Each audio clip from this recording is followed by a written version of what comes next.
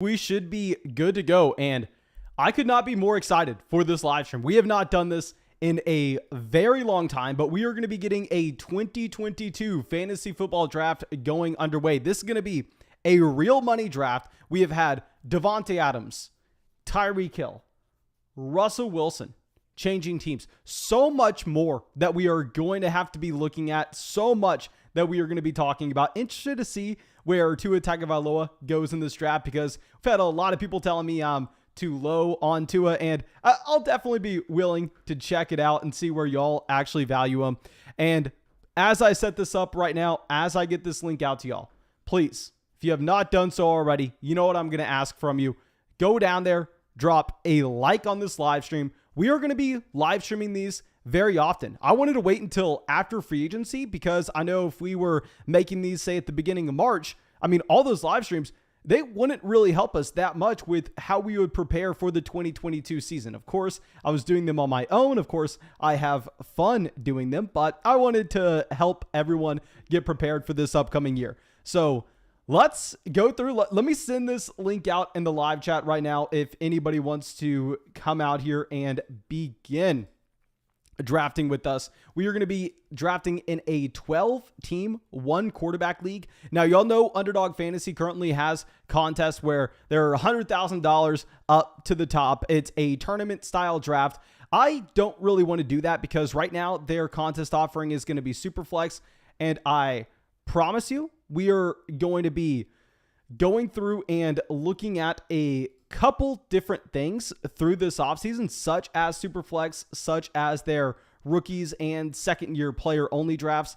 But here, no, this one's going to be just a standard one quarterback link. And please let me know if we have an issue with the live stream. I am streaming right now to YouTube, Twitch, and Rumble. So if there's an issue with the live stream, I need to know so I can shut off that stream to Twitch, because obviously Twitch is going to be the last on the list of priorities there. I just sent out that link in the general chat. I'm also going to post that over there on locals, and I think that we should be good to go. I see that we have people trickling in, and as we have these people trickling in, let me tell you about Underdog Fantasy. If you, for whatever reason, have not signed up for Underdog Fantasy, if you have not been drafting over here this offseason, you are missing out. I promise you, I'm going to explain exactly what it is in just 1 second. But what I have to, really get to first is the fact that on Underdog Fantasy, if you go and make at least a $10 deposit as your first time deposit, you are going to get that deposit matched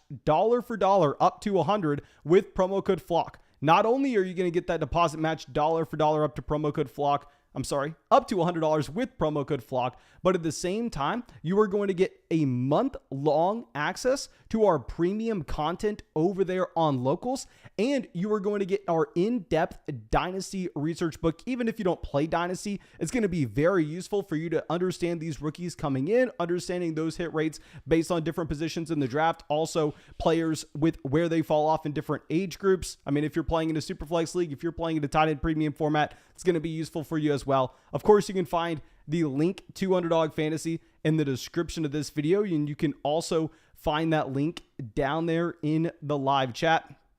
But let's get into it. Mark says, where are you ranking DK Metcalf next year? Obviously, Metcalf's going to be a player that we see go off the board here in this chat. And in this draft, I will say I'm probably going to be a little bit lower on Metcalf than most people. Y'all know Metcalf was someone that I was advocating to go out there and buy low on after you had him disappointing with no Russell Wilson in Seattle. And clearly we were wrong in that call, as DK Metcalf down the stretch this past year lost people their leagues. DK Metcalf, if you look at a points per game standpoint, he was a wide receiver 3, the wide receiver 30 to be exact. And if we are diving a little bit deeper into that, y'all know what I always say, Chase, volume, fade efficiency. Well, I wish I could say DK Metcalf was just getting every target in Seattle, and for whatever reason, he wasn't, breaking away for those long touchdowns. But no, Metcalf had 10 touchdowns this past season. And with the loss of Russell Wilson, I would be very surprised if DK Metcalf is actually able to gain on that. Now, of course, I'm not ranking him as a wide receiver 3. I am not going to be a crazy person. He's not my wide receiver 30 in fantasy this year just because he was last year. But I do want to put into context, I mean, the baseline we're looking at with DK Metcalf based on this past year's production. So I'm going to be probably a little bit lower than a lot of people, but it is what it is. Okay, so let's go through and check out the first few picks here. Now, let me also scroll this up so everybody can see the entire board.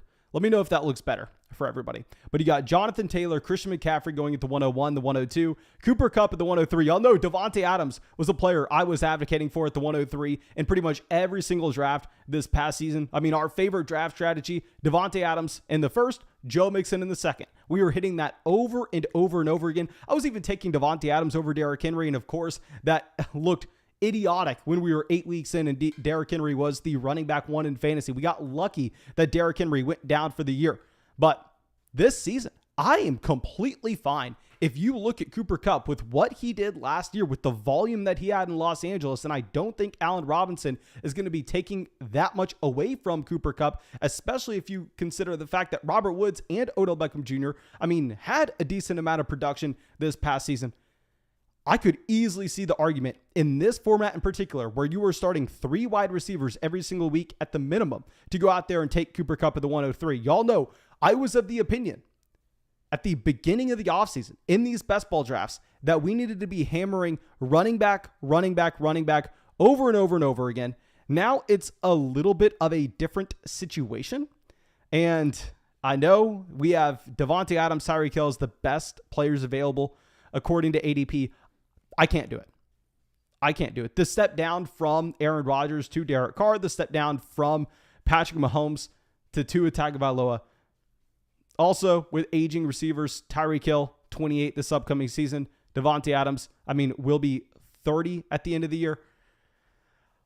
You have Davante Adams going at the 111. Interesting to see what Noah decides to do here with Tyreek. Of course, this ADP is not going to be exactly up to date because Tyreek Hill was traded yesterday. Okay, so we're going to have a little bit of a lag. Will be interesting to see where Tyreek Hill settles down in about a week or so. But let's see what Noah does at the turn. And after starting Dalvin Cook at the 110, I'm probably going to be really interested with going with the receiver. You have AJ Brown, 112.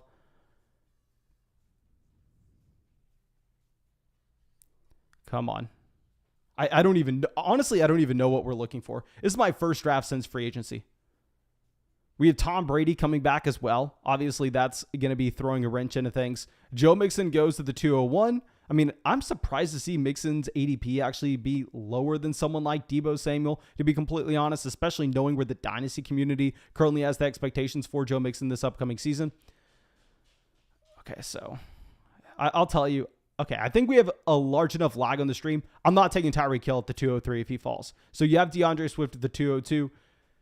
I am probably going to pivot over, and instead of going with the receiver like I was speculating, I've had a ton of questions with what this Tyreek Hill trade does for Travis Kelce. And honestly, I don't really think it helps Travis Kelce that much. If you look at Tyreek Hill himself, this is a player that was accounting for about 23.5% of the targets on a per game basis for the Kansas City Chiefs offense this past season. It's not necessarily like you're looking at a Davante Adams type player where we know Davante Adams, that's a wide receiver that was accounting for 32% of the targets in Green Bay. He's a target hog volume monster. Tyreek Hill plays a little further downfield. Tyreek Hill is going to be a more efficient wide receiver on a per target basis that actually opens up things in the overall offense for players like Travis Kelce to find success over the middle of the field. With that being said, you will get the small bump up in volume with Travis Kelce. I don't think he can get that large of a bump up. Going to be 33 this upcoming season. So I don't think the departure of Tyreek Hill really helps Travis Kelce that much. I hate the argument to be made when people try to say, oh, Davante Adams coming over to Las Vegas. That just means Hunter Renfrow is going to be open every single play. They're going to have to pay so much attention to Davante Adams. Usually that argument doesn't hold weight if we're talking about a fantasy football perspective, because we really need to primarily be focusing in on the points that they are going to score, the volume that they are going to have. It may make that wide receiver much more efficient, but in reality, if the volume takes a massive hit like it should for Hunter Renfrow with Davante Adams coming over, that's going to offset that. With Tyreek Hill, I think he's a unicorn of a wide receiver, where him coming over to an offense actually will probably, I don't want to say help out the other players, but I don't think it's going to be horrible. Okay, so now Terry says, how do I get that flock banner? We actually have Girthquake in the chat. That is going to be Noah. He owns a massive company, and he made us the flock banner. I'll tell you right now, this banner is probably 120 pounds. It's probably impossible to make, to be honest. But, if you want to get a Fantasy Flock Network hat, I'll tell you, that's available over there on flockfantasy.com, where you can also get all our Dynasty draft guides, where you can also pre-order our 2022 Fantasy Football Draft Guide at the same time.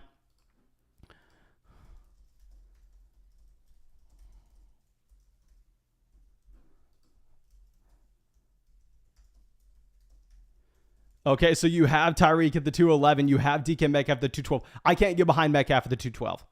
I think that is ridiculous. I probably would have been saying it was a bad pick before the Russell Wilson trade, to be completely honest.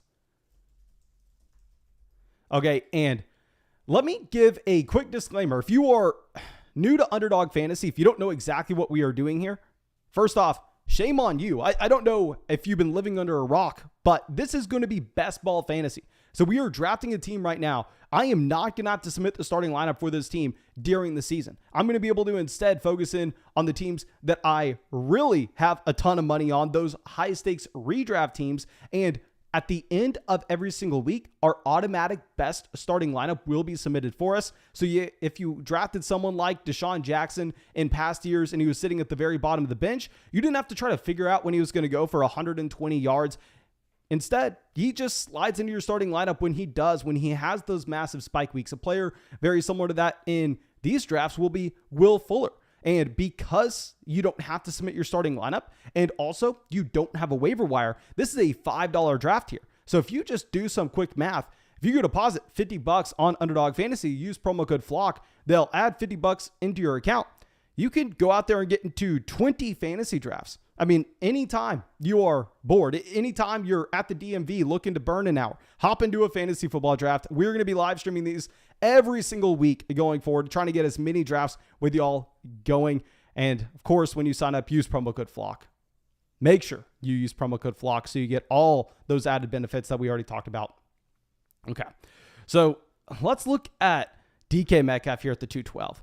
Metcalf going ahead of T. Higgins. I don't understand this at all. T. Higgins is a younger wide receiver. T. Higgins went out there and dominated Metcalf with their points per game this past season. T. Higgins, should get an offensive bump with the boosted play of the offensive line, as well as Joe Burrow another year removed from that injury.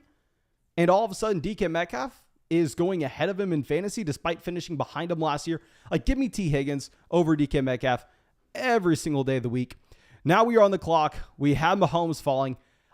I probably wouldn't have taken Patrick Mahomes here before the Tyreek Hill trade. Of course, we have Travis Kelce on the roster, so it's definitely an intriguing case to go out there and grab Mahomes. But in this league in particular, where you have to start 3 wide receivers and it's best ball, I would be very afraid of getting boxed out of the wide receiver position. And y'all know with Deontay Johnson, this is a player I've been too low on pretty much every single year. And if you're looking at Deontay Johnson, he's up there, top 5 in the NFL over the past 2 seasons with his targets per game. And that's considering the fact that back in 2020, he was leaving games early left and right with lower body injuries. And even at the end of the year, he got benched halfway through a game for drops. Well, drops aren't going to be predictive going forward year to year over a macro standpoint. So if anything, I think that it's even more impressive that Deontay Johnson had the volume that he did on a per game basis when he wasn't playing those full games in 2020. That carried over to 2021. Y'all know I am a massive fan of Juju Smith-Schuster. I can't get enough Juju.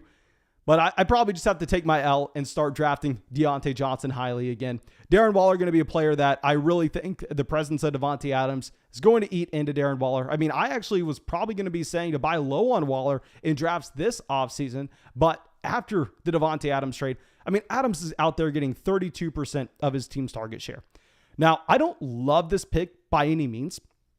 And the only reason that I'm making it is because we have Travis Kelce. If we didn't have Travis Kelce, I would be sticking it with a wide receiver here. I'd most likely be going with Mike Evans. But I think instead, let's pivot over and go Mahomes. There's players that I think will be available to us at the turn that I'm probably a bigger fan of. And I know it looks like we are just trying to get a balanced team here. We got one running back, one tight end, a wide receiver, and a quarterback. Usually I don't care at all through the first 4 rounds of the exact positions that we take and trying to get a balanced roster because, of course, that's exactly what rounds 5, 6, 7, 8 are for. But it is what it is. I think that we probably did a good job of evaluating the best players available on the board. So let's roll with it. Okay. So Terry says it'll be Baker in Seattle. Watch, LOL. Honestly, I think Baker would be an upgrade over what Seattle's looking like now. I mean, what else are we talking about here? And Terry says, I value Kadarius Toney at the 10.05 in a startup dynasty. 10.05 completely fine for Kadarius Toney. Jeremy says, why is Ridley still draftable? I don't know. What's interesting is they haven't just plummeted his ADP. Now, with Underdog Fantasy, I don't think they'll let you auto-draft Calvin Ridley. That's one real nice thing about Underdog Fantasy is like 2 hours after a season-ending injury. I mean, I kind of would hope that they would auto-draft people just so, I mean, I can get that slight edge. But they won't auto-draft you someone like Ridley. They won't auto-draft you someone like J.K. Dobbins last year. Okay. Joe says, I think Seattle trades up to get Malik Willis. Definitely a possibility. I mean, interesting to see where Malik Willis goes in this draft because Malik Willis has that rushing upside that we are always looking for in fantasy. In says, ready for next season. Lions are going to be above 500. It will be interesting, my man. It will be interesting to see if we can get the Lions above 500. I would be surprised to say the least. I want to know what they do at that 2 spot. Like, do they just say, you know what, let's take a shot on Malik Willis. If he's bad, who the hell cares? We'll go get CJ Stroud in next year's draft class. Do they take an offensive tackle like most people are expecting? Do they trade back? I have no idea. Goosekind says Malik Willis will bust another Justin Fields. You know, I was not a big fan of Justin Fields coming in his rookie season. I think that calling out another Justin Fields is probably difficult to do. Okay. So we got Godwin, Amari, Devonta Smith, and Terry McLaurin going in here. McLaurin falling far past his ADP to Thomas. Y'all don't know Thomas edits all our videos. Thomas literally is the reason that this channel is what it is. If without Thomas, we would be nothing. But taking McLaurin here. I've never been a massive fan of McLaurin. Y'all know I was calling him the worst 3rd round pick in drafts last year. But he did bust. If you looked at it, he was being severely overdrafted for the reasons we said. Now, I was telling people to draft Allen Robinson. Of course, you prefer Terry McLaurin over Allen Robinson, so I can't act like I'm smart with that scenario. But Terry McLaurin at the 411, completely fine with this price point. Breece Hall at the 501, the best pick in this draft, not even close. Not even close. Breece Hall is going to step into whatever team he is drafted to year 1. He is going to be a top 40 pick in the NFL draft. He is a significantly better prospect than what you had with Najee Harris last year. He's a better prospect than what you had with Javonte Williams. If you look at his prospect profile historically, he is right up there with guys like Ezekiel Elliott, with a player like Todd Gurley. I don't want to call him Barkley. Obviously, Barkley was, a special prospect. But Breece Hall is truly an elite level running back prospect that will be a low-end running back 1 the second that he steps on the field. And I'm going to be drafting Breece Hall aggressively if he continues to go here at the 4 or 5 turn. This is way too low for Breece Hall. I'll tell you right now, he is going to be at the minimum an early 3rd round pick. He's going to rise 2 rounds in his ADP by the time we get to the season. Possibly he's going to be going in the 2nd where you had Najee Harris this past season. Okay, so Scuba says, I've been drafting so much Hall and Waller there and Kenneth Walker. Their underdog ADPs are so undervalued at the moment. It is very interesting because the second that they find themselves a landing spot, you know that they are going to be skyrocketing. Lockett goes to the 507. Lockett's a little bit more valuable in a best ball format than he would be in a regular league. I'll say he's a lot more valuable in that best ball format than he would be in a regular league. Okay, we are just looking at the entire wide receiver landscape here. Okay, I don't think we can. Yeah, we're not reaching on a running back Thank God we took Dalvin Cook in round 1. If we did not go Dalvin Cook in round 1 right now, I would be panicking. Now, I'm a lot more comfortable drafting running backs now that we are through free agency and we have a much better understanding what the depth charts are. Also, we have these rookies added into this draft. So you all know at the beginning of the offseason, I was saying, you know what? You got to get your running backs early. Get your running backs early. Get your running backs early. And we said that, our strategy would change as we get closer to the year and we have a better understanding of the overall running back landscape. You know what? We will go with the running back here. I don't want to say to play it safe. Elijah Mitchell is someone that I have been off of for a decent amount of time now, but the fact that the 49ers just decided to let Raheem Mostert go, I believe they did not re-sign Jeff Wilson either. And as of now, it looks like, I believe you have Elijah Mitchell and Trey Sermon on that team for this next year. This is a team that went out there and traded 3 first-round picks to move up to get Trey Lance, so it's not like they have a ton of draft capital they can go out there and play with. So Elijah Mitchell, in my opinion, was a winner of free agency. So we're going to go out there, take him at the 5'10". Not in love with the selection, but I think a lot of these wide receivers here are in a very similar range for us. There are 3 players in particular that I kind of drooling to get with our next pick. Thomas says, I drafted Leonard Fournette 30 picks before ADP. Oh my God. If that was Leonard Fournette's ADP, what are we even talking about here? Where you took Leonard Fournette, Thomas, I just thought that was where he was going in drafts. I thought that looked about right.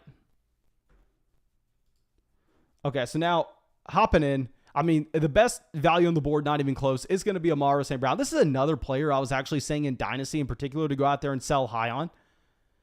I really like Hollywood over Amara St. Brown. I'm going to take Hollywood. I'm just going to stick to my guns. Take the player that I'm going to prefer based on Hollywood Brown being a top 12 wide receiver on a per game basis. Whenever you had, let me hide this screen for y'all real quick so y'all can see this. But whenever you had Lamar Jackson healthy this past season, so getting Hollywood at the 603, I am perfectly fine with. This is a wide receiver also that fits that best ball mold perfectly, and that we know he is going to have some random spike weeks.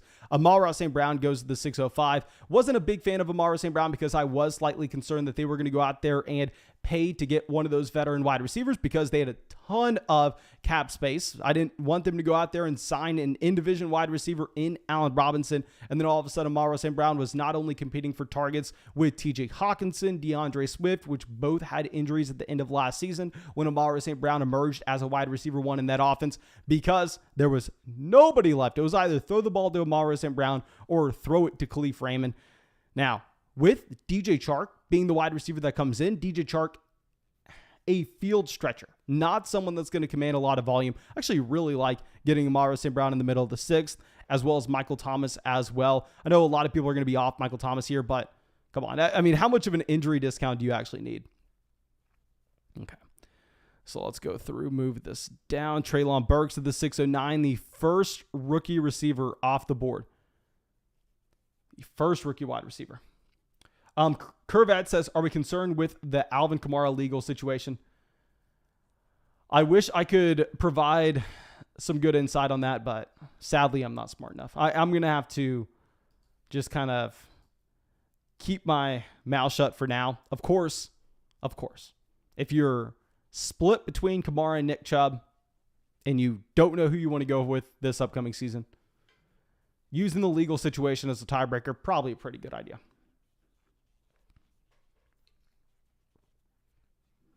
And Garrett Wilson, the second rookie wide receiver off the board, back-to-back with Treylon Burks. See where Thomas decides to go. Jerry Jeudy at the 6'11". I know we had a lot of people in the chat saying Jerry Jeudy with Russell Wilson. Jerry Jeudy, Courtland Sutton were players I hated last year in fantasy drafts because of the situation in Denver. But obviously with Russell Wilson, historically a very efficient quarterback coming over to Denver, I'll be completely fine taking Jerry Jeudy here at the 6'11". I'm actually a lot more excited about Jerry Jeudy than I'm going to be with someone like Courtland Sutton. I think Sutton is actually probably going to get a little overdrafted in this draft in particular. We'll see where he ends up going. Okay, so Deshaun Watson at the 701, and I am happy to see this wide receiver. Actually, I'm not happy to see this wide receiver run going. We only have 2 receivers. What am I thinking here? We probably, if I was going to take back-to-back receivers at the turn here, instead of Elijah Mitchell, I probably would have ended up going with an Amara St. Brown or with Michael Thomas or with Mike Williams. I think, honestly, all these wide receivers were just in the same exact tier. That's why I didn't really mind taking Elijah Mitchell because, I mean, we reached on Hollywood Brown to get him, according to his ADP anyway. Okay, so Brandon Cooks goes at the 702. And, let me move this down for everybody. Or what I can actually do is move my little box over. Okay, so Ayuk at the 703. In says, speaking of Denver, don't you love KJ Hamler? Yes. You know I love me some KJ Hamler. Sad to see that they bring Tim Patrick back on another contract. I mean, if you look at both the Tim Patrick and Courtland Sutton contracts, I will say this is a quick side note for people playing Dynasty. They are really one-year deals. I mean, if you look at the guaranteed money, it's this season and this season alone. Let me pull up the Tim Patrick contract. Of course, we're making a draft for 2022. But if you get to 2023 here, I mean, I'm sorry, 2023, he has the contract as well. 2024 is when he's not going to be with the team. They could save $10 million by moving on from him. Let me pull up Sutton. So you have 2 more years of Tim Patrick in Denver. I believe you have 2 more years of Courtland Sutton as well. I think Sutton is technically signed through like 2025, but in reality, they can get out of that contract easily. Yeah, they can save $10 million by moving on from Courtland Sutton in 2024. I mean, he's going to be 29 years old at that point. I'd imagine that's something they probably look to do. Okay, so Kadarius Toney goes at the 707. Let's pivot this back over. Drake London at the 708, significantly behind where you had those other options. I mean, you had, I believe, Treylon Burks going like 10 wide receivers before this, and Garrett Wilson going about 9 receivers before this. Trey Lance goes to the 709.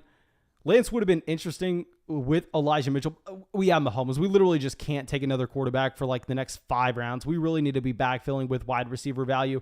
And I think Gabriel Davis is actually going to be the perfect example of a wide receiver that we are searching for in a best ball format where the weekly floor is going to be extremely low. However, with Gabriel Davis in particular, we have seen specifically in the playoffs, you saw Gabriel Davis have that elite level ceiling. So I'll be fine taking him here at the 710. I mean, we are really trying to backfill this wide receiver core with as many players that can provide as random pop weeks for 22 points and just slide their way into our wide receiver 3 spot. We are going to have the flexibility when we draft Mahomes and Travis Kelce that we only have to take 1 more quarterback and 1 more tight end. But from there, I mean, we really need to be utilizing those roster spots on the wide receiver position, especially when we get Dalvin Cook in the 1st, Elijah Mitchell in the 5th.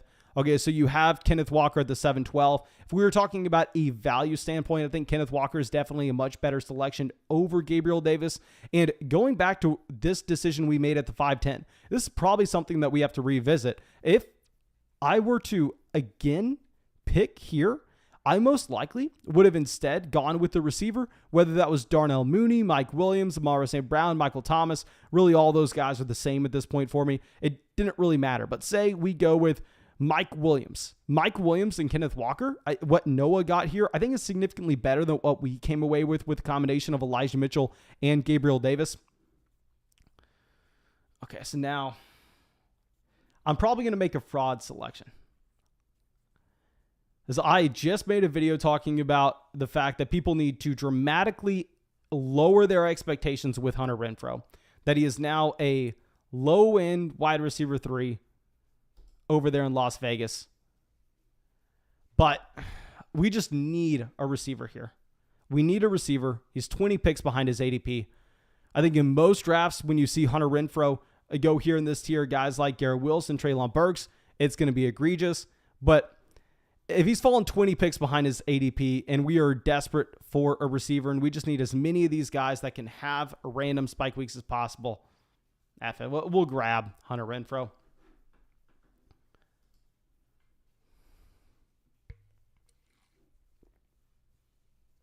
Okay, Claypool goes to the 805.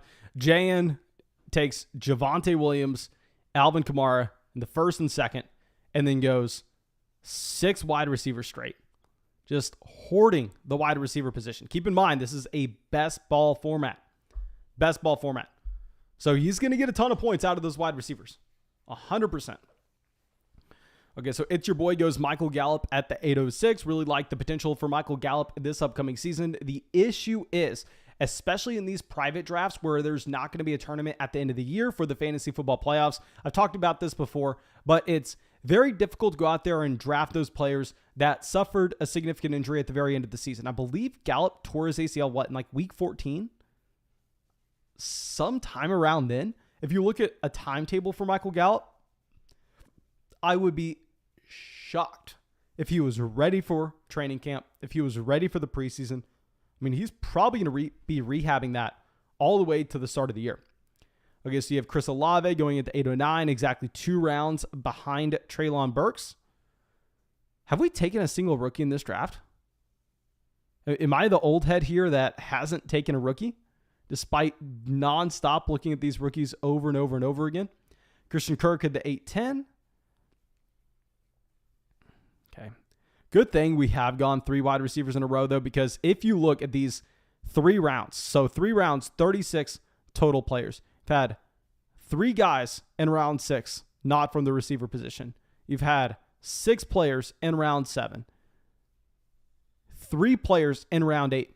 So you had a total of 24 wide receivers drafted in a 3-round stretch. In round 6, 7, and 8, you had 24 wide receivers. Damn. Okay, so I guess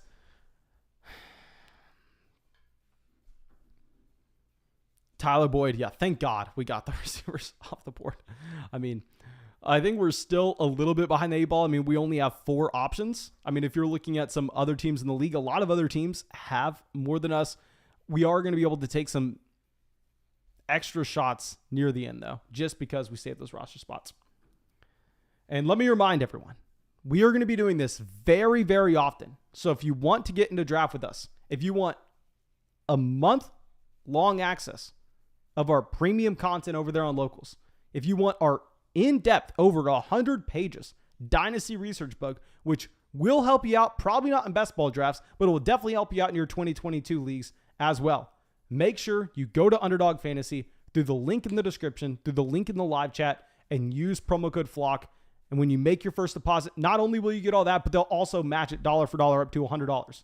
So it's essentially you're doing it for free, and you can get into all these drafts with us on the live stream.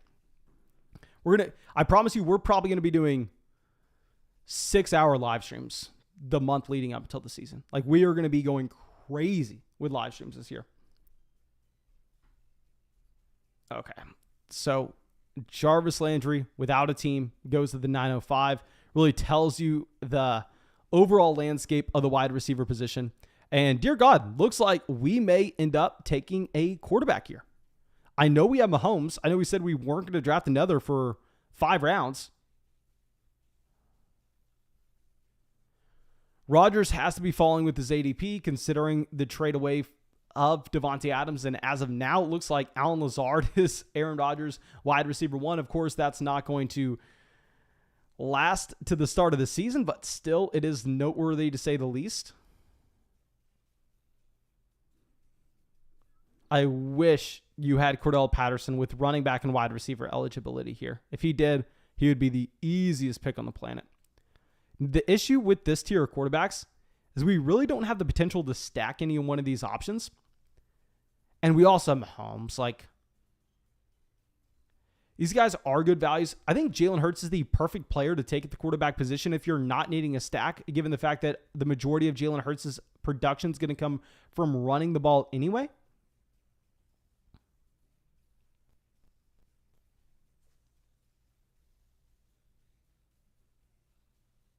We're going to go Miles Sanders. F it. If you look at Miles Sanders, he didn't score a single touchdown this past year. I mean, I think that you could end up seeing Miles Sanders with some positive touchdown regression. Now, not necessarily saying he's going to be a massive, massive value in our top target in drafts this year. Of course, you have the Philadelphia Eagles with a ton of draft capital to go out there and address holes along their defense as well as their offensive line. Maybe you end up getting an upgrade for Miles Sanders in terms of the overall game script and the game flow that he's going to be playing in this upcoming season, especially considering the fact that, I mean, you have the Philadelphia Eagles in the NFC.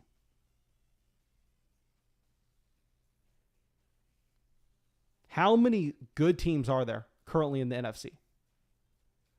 The Packers, the Bucks, the Rams, and who else are you confident in saying is a good NFL team in the NFC? I want to say the 49ers, but I think we almost have to wait and see there.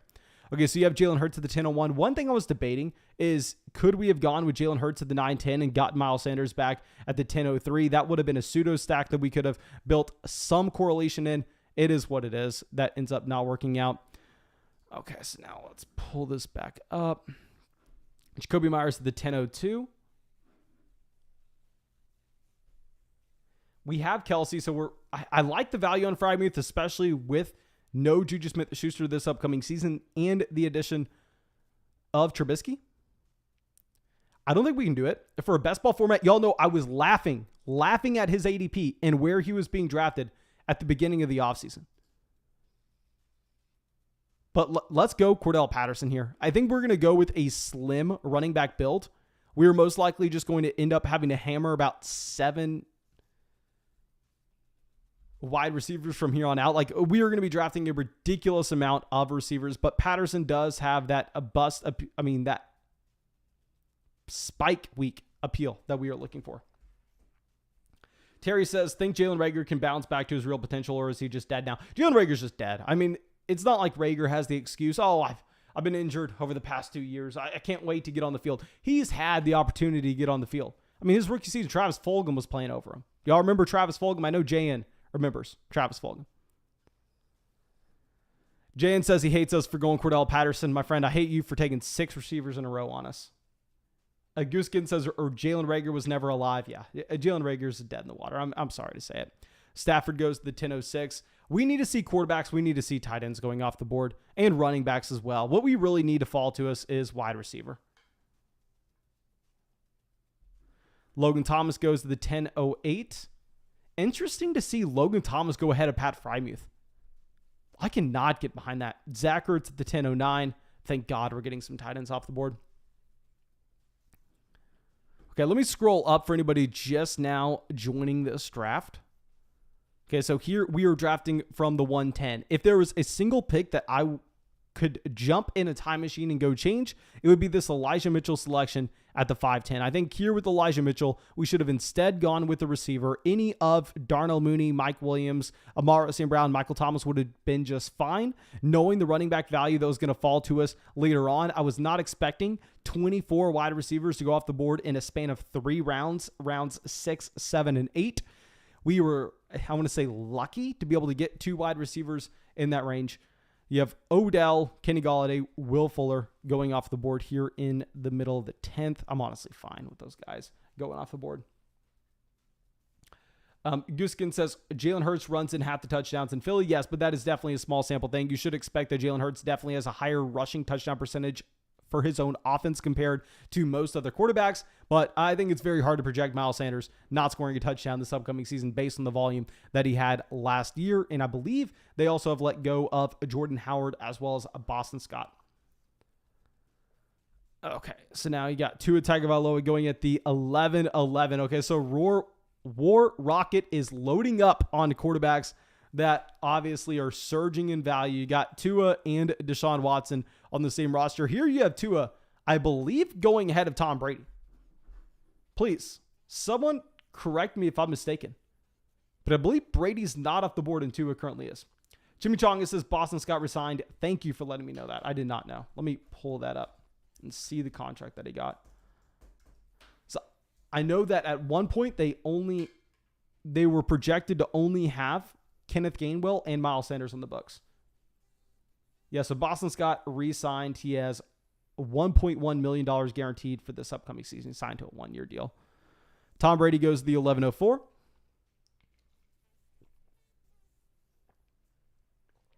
Clearly a great value on Tom Brady. I understand the hype with Tua. I understand getting the addition of Tyreek Hill in that offense should make Miami significantly more dynamic. But what are we talking about here? Didn't Tom Brady just lead the NFL in passing yards? They have Godwin. They have Evans still there. I mean, they could go out there and draft someone like Chris Olave as well in the first round. Very interesting to see him fall that far. Okay, thank God Ramondre Stevenson goes. Literally the only... Pat Frymuth. JN takes Pat Frymuth. I was probably going to end up taking Frymuth. I can't go quarterback here. Knowing the quarterbacks we'll have access to later on, I almost have to just suck it up and take a receiver.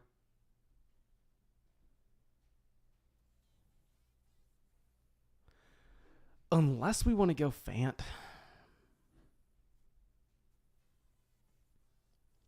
Yeah, our Elijah Mitchell pick was our worst pick of the draft. But this is why we're going through. This is why we're doing this. Because I will tell you, by the time we get to August, there's not going to be a better drafter. We will have put in hundreds of drafts on the live stream, having to explain our thought process, every single one as well. I feel like when we have the hole at receiver, we can't go through and take really any other position. We drafted the elite option in Mahomes. We drafted the elite option in Travis Kelce as well. Our plan was to go out there and draft more wide receivers than most people were. Attack the position with quantity over quality. This is the range. We have to start going out there taking those guys. DJ Chark, don't love him at all in Detroit this upcoming season. Yes, he gets paid $10 million, but I mean, we know those wide receivers with speed that are going to be able to stretch the offense vertically. They're going to get paid. They're the most valuable guys in the offense. However, they're not really the most valuable guys in fantasy football in particular. But we'll take DJ Chark at the 11-10. Got McCole Hardman going at the 12-02. Okay, so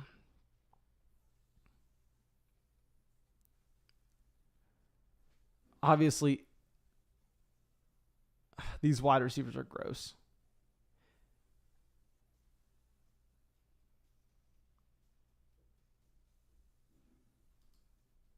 We're going to take Van Jefferson, just another speed guy, just someone that can randomly spike.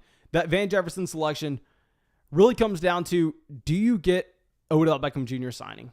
If Odell Beckham Jr. signs with the Los Angeles Rams, horrible pick to take Van Jefferson here. Now, if you have Odell leaving the Rams because they gave that money to Allen Robinson, which would make sense. I mean, Van Jefferson is the speed option in the offense. Very similar to DJ Chark. I mean, you're going to have Cooper Kupp over the middle, commanding the majority of the volume. You have Allen Robinson one-on-one on the outside. And if we're looking for a wide receiver that can stretch the field, not great from a regular fantasy football standpoint when you have to predict when the production is going to come, but can randomly go out there and get you 2 receptions for 110 receiving yards and a receiving touchdown. I think Van Jefferson can fill that mold. MVS, dependent on the landing spot. They say Green Bay here. Did Marcus Valdes-Scantling sign today? And I don't know. You're kidding me.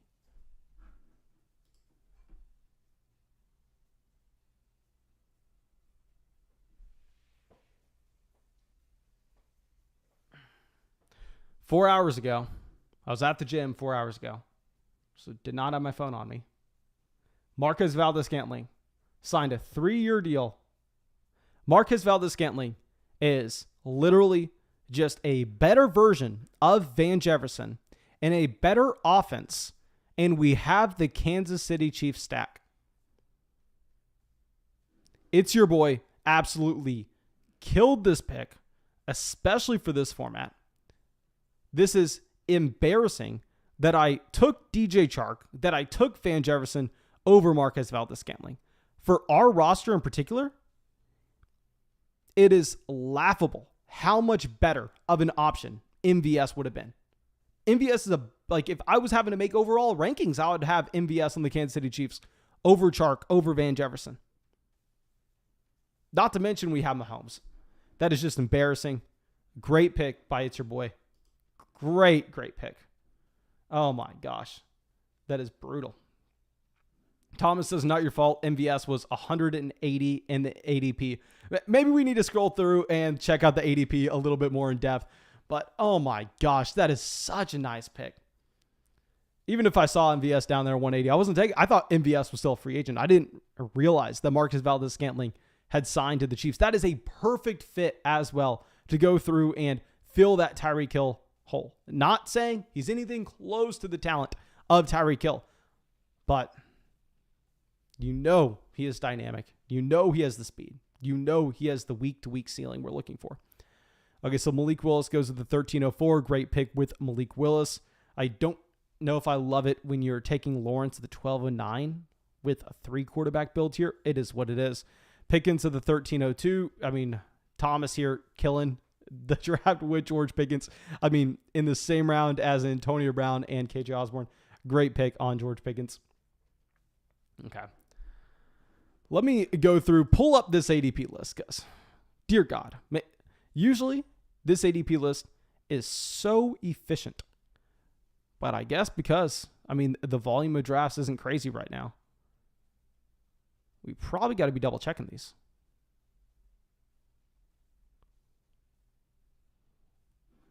Okay, we have 6 receivers. I think we can go tight end. We can go quarterback here if we need to. We do have 6 wide receivers.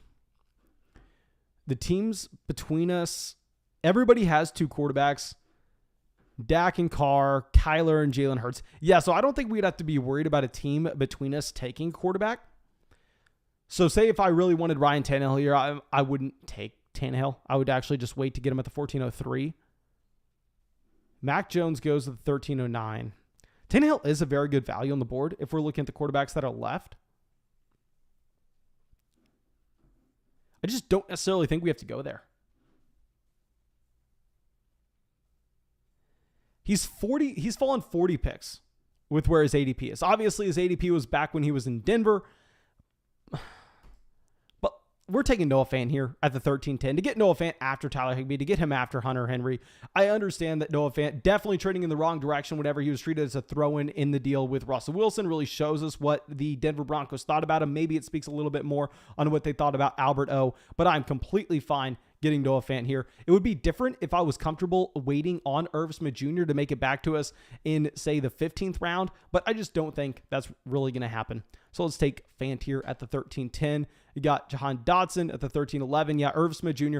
Irv Smith Jr. is probably a tight end that I'm going to be taking over Noah Fant in the majority of drafts. The reason I decided to take Fant here is he was 40 picks behind his ADP, so I think that in the majority of other drafts, even with Noah Fant falling after the trade with the Seattle Seahawks, you are still going to be able to get Irv Smith Jr. after Fant consistently. So if I'm doing 100 plus of these drafts, even if I prefer Irv Smith Jr. in a vacuum, probably have to be taking Noah Fant the majority of the time here. Okay. So what quarterbacks are left? Yeah, we don't have the stack. I think we're probably just going to take Tannehill though. How bad is it if we take Tannehill here? The quarterbacks that are going to be left over to us in the following round, we're going to be looking at Winston, Baker Mayfield. Compared to the wide receivers, the drop-off really isn't there. So yeah, I'm actually comfortable going with our second quarterback, pick 159, our second tight end, pick 154. We are done at the positions. I guess maybe if we get to like the 19th, 20th round, there we can go through and draft another option. But no, I actually really like what we did at the turn there. Nicholas says, can you show me the full draft? Yes, sir. I'll be happy to go through, show that to you. And if y'all are just coming into the live stream, please make sure you go through, drop a like on the stream. I was going to say subscribe to the channel, but I know everybody here is subscribed. Just drop a like on the live stream. Go use promo code FLOCK on Underdog Fantasy. Get into some of these drafts with us. Get your deposit matched. Get access to our premium locals content. And get our Dynasty research book, over 100 pages. Literally. All just with that one $10 deposit to Underdog Fantasy with promo code FLOCK. And I promise you, nothing supports this channel more. Tim Patrick at the 1405. Interesting to see where KJ Hamler goes here. I have to say, yes, Tim Patrick needs to go ahead of KJ Hamler, even though y'all know I've been a big KJ Hamler fan. And I mean, previously a hater on Patrick. Donovan Peoples-Jones goes to the 1407. That would be my favorite wide receiver in this range. I mean, as it stands, Donovan Peoples-Jones looks like he's the wide receiver 1 for Deshaun Watson. Last time we saw Deshaun Watson, he led the NFL in passing yards. I mean, getting Donovan Peoples-Jones here, I'm pretty sure it's like the wide receiver 70. Great job. David Njoku at the 1410. Love David Njoku there as well. Alan Lazard at the 1409. God, just killing these picks. I think Thomas is right. Yeah, I guess the underdog ADP here is messed up. Dog coming in says, dynasty-wise, are we going to go T. Higgins or Jalen Waddle? I'm definitely going to be going T. Higgins over Jalen Waddle. T. Higgins is younger than Jalen Waddle, even though he got to the NFL a year earlier. T. Higgins is a wide receiver that outscored Jalen Waddle. Actually, I think they were literally identical with their points per game this past season. However, if you're looking at T. Higgins, you should probably expect a small offensive bump and really nobody else there to take targets away from him based on the changes from last season to this season. Whereas with Waddle in Miami, yes, you're going to expect a lot more production in Miami this upcoming season than what you had last year. But you also have a new wide receiver one in town. We really haven't been able to see Waddle with that.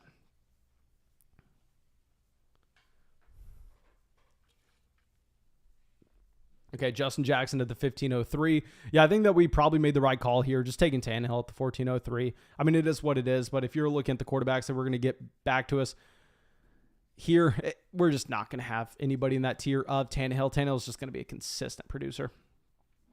Okay, so let's go through. Let's listen to Thomas. Let's scroll through this ADP.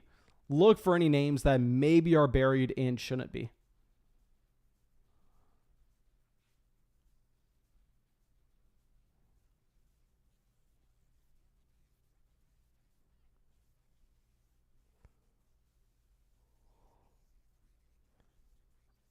Yeah, I think we're going to do it.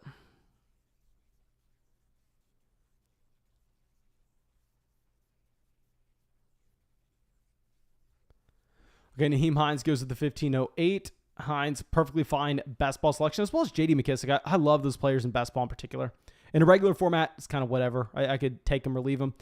Here we're going to go with the player that I have given crap to before, and I was telling people that they were crazy when they were drafting him previously.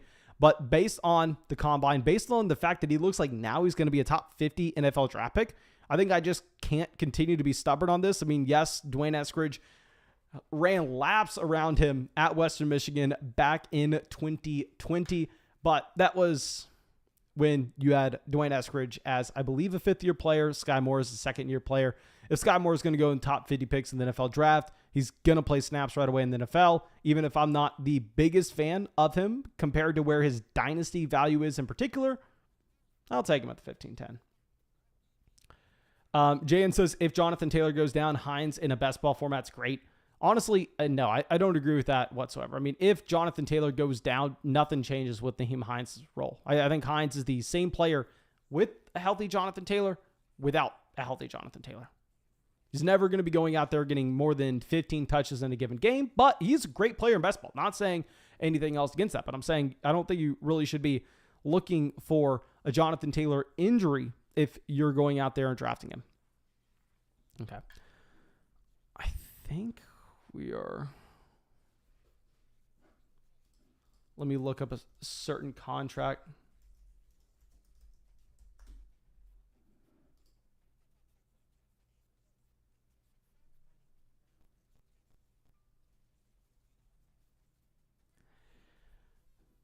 Should we?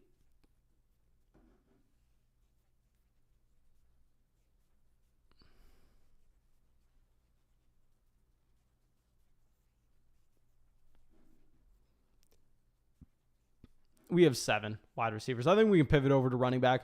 We're going to go with Khalil Herbert. I mean, Herbert is a running back that you saw has the potential to be a running back 1 this past season, but of course, that's with a David Montgomery injury. We didn't draft Montgomery here, so I'm going to be a lot more comfortable going out there and drafting Khalil Herbert. I mean, at the 1603 especially, this is a running back that, hell, I mean, I definitely prefer him over Chuba Hubbard. I mean, with Chuba Hubbard, Donta Foreman just actually got signed to Carolina. Donta Foreman's going to be the handcuff running back. I think now Chuba Hubbard really doesn't have that value. Yeah, you have Foreman going to J-End here at the 1605. I think Foreman's a very similar type of player as Khalil Herbert. Herbert going to be a little bit younger and possibly can get a small uptick with his receiving game usage in the case of a Montgomery injury. Okay, so yeah, no, Chuba Hubbard at the 1502, I just can't get behind this. I think this was probably a selection made not really understanding the Donta Foreman signing. Okay, so Cole Beasley goes at the 1606. Has Cole Beasley signed anywhere? I don't want to say the contract that I was looking up because I think maybe the player will be available to us in the 7th round. But now we have 5 running backs, 7 receivers, 2 quarterbacks, and 2 tight ends.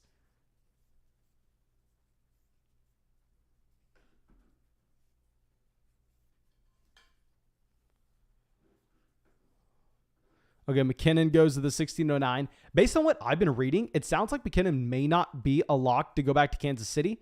Jamal Williams at the 1608. Really like the Jamal Williams pick. If you're looking at Jamal Williams, I think that he is almost guaranteed to have a role in Detroit this upcoming season. Now, of course, DeAndre Swift. I mean, y'all know I loved DeAndre Swift last year. Really like DeAndre Swift this year as well. I mean, don't like him as much considering the draft price has risen a considerable amount. But still, Jamal Williams will be getting touches every single weekend in a best ball format. That's going to be valuable. Zach Moss goes to the 1612. So James Washington and Dallas. Ooh, sneaky pick there with James Washington. Sneaky pick.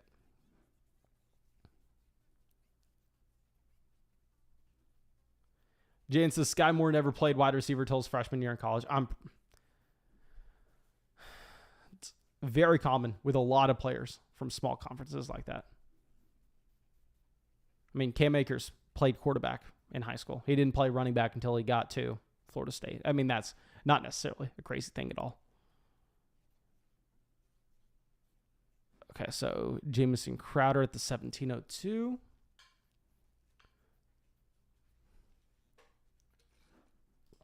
How much money did Jamison Crowder get paid?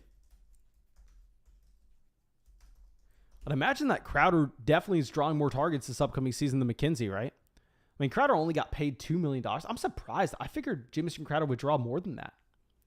Kenyon Drake at the 1706. Love the Kenyon Drake selection. I mean, if you're looking at Kenyon Drake, I like Kenyon Drake more than Ronald Jones. Kenyon Drake signed an $11 million deal guaranteed last offseason. You know Kenyon Drake is the handcuff running back there in Las Vegas, where we can't necessarily say that with really any other player in this range. We don't know what the situation will look like in Buffalo. We don't know what the situation will look like in Kansas City. We don't know where Ronald Jones will end up. Milwaukie Cox goes to the 1707. Okay, let's pull this up because I think we are probably going to have to be scrolling a decent amount here. Cedric Wilson would have been intriguing if, of course, it wasn't for the Tyreek Hill trade. Okay, we got an easy... Oh, no, Christian Watson goes right before us. I was going to say we have an easy pick with Christian Watson. We were just going to be loading up on the back end of those rookies. I guess now we have to probably look a little bit deeper than that. Terrace Marshall is an intriguing name. Did we go with the contract we looked up earlier? No, he's gone. I was thinking about going Sterling Shepard earlier. Yeah, I guess we're going to go with Terrace Marshall. I've read conflicting reports on the Justin Ross. Oh, did it not take? We got Robbie Anderson. It is what it is. I try to take Marshall. I have heard conflicting reports on the Justin Ross 40-yard dash time. I've heard some people report it as a 4.89. Now, if it was indeed a 4.89, Justin Ross is an undraftable player. But I've also seen it reported as a 4.64. And that is why it is so damn hard to be looking at these numbers from the pro day and treating them as their real combine measurements. So I wish he would have just ran at the combine. Okay, Byron Pringle goes to the 1712. I wonder how many snaps Pringle's going to be playing this upcoming season, because obviously that's a team that has absolutely nothing at receiver. Gooskin says, is Trey Lance going to start this year? If Trey Lance does not start this year, I probably will have to delete the YouTube channel. I'm not joking. I may have to. I don't know if I'll be able to show my face again. And it's something that's very stressful.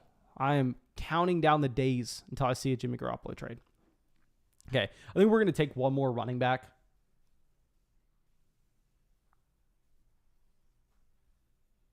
Let's take James Cook. Let's get another rookie in here.